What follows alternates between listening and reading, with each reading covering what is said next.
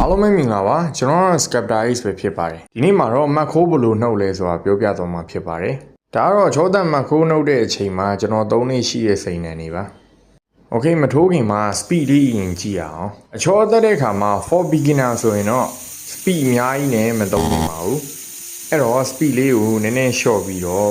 ချောသက်မှာဖြစ်ပါတယ်ချောသက်တဲ့အခါမှာလည်း speed နည်းနည်းနဲ့ဖြည်းဖြည်းမှန်မှန်ချင်းချောသက်မှာဖြစ်ပါတယ်ကျွန်တော်ကတော့ speed ကို 5h နဲ့လောက်ထားအောင်မလို့မြင်နေရဖြစ်ပါတယ်ပရိသတ်ကြီးကတော့ဖြည်းဖြည်းမှန်မှန်လေးချောသက်ပါ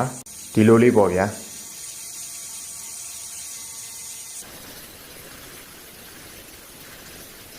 ဒီမဆိုပဲချောသက်ပြီးလို့ရှိရင်တော့ဒီလိုလေးရေဆွတ်ပြီးတော့ပြန်ကြည့်ပါလှိုင်းလေးတွေထားနေရေလေးနဲ့ပြန်ပြီးတော့ချောသက်ပါအချောသက်တာလေးတွေစိတ်တိုင်းကြပြီဆိုရင်တော့ကိုချောသက်ထားတဲ့ပပူလေးကိုဒီချာလေးပြန်ကြည့်ပါလှိုင်းထနေတဲ့နေရာလေးတွေတို့အဖုထစ်လေးတွေတို့ရှိနေလိမ့်မယ်အဲ့ဒီဖုထစ်လေးတွေရှိနေတဲ့နေရာလေးတွေကိုလည်းတေချာ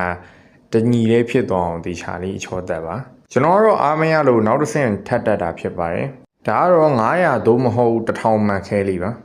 โอเคဒီတစ်ခါလဲစပီကိုခုနက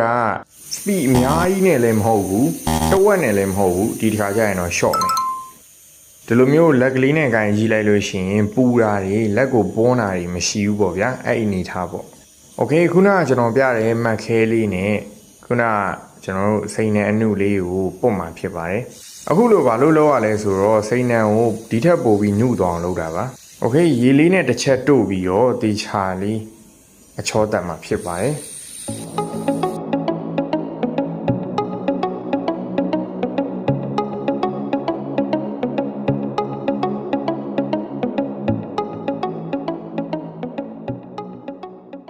โอเคစိတ်ကြည်နေသွားပြီဆိုရင်တော့ကြောက်ကလေးကိုပြန်ကြည့်လိုက်ပါအချောသက်ထားတဲ့နေရာနဲ့အချောမသက်ထားတဲ့နေရာလေးကတော်တော်လေးကွာဟနေပါလိမ့်မယ်ကျွန်တော်ကအချောသက်မှခိုးနှုတ်တာပဲပြရနော်ကျွန်တော်ပပူကပြီးအောင်တော့မထိုးရသေးဘူးဗျာဒီလောက်ဆိုရင်အချောသက်မှခိုးနှုတ်တာဘယ်လိုလဲဆိုတာသိပြီဖြစ်ပါတယ်အားလုံးပဲဘိုင်ဘိုင်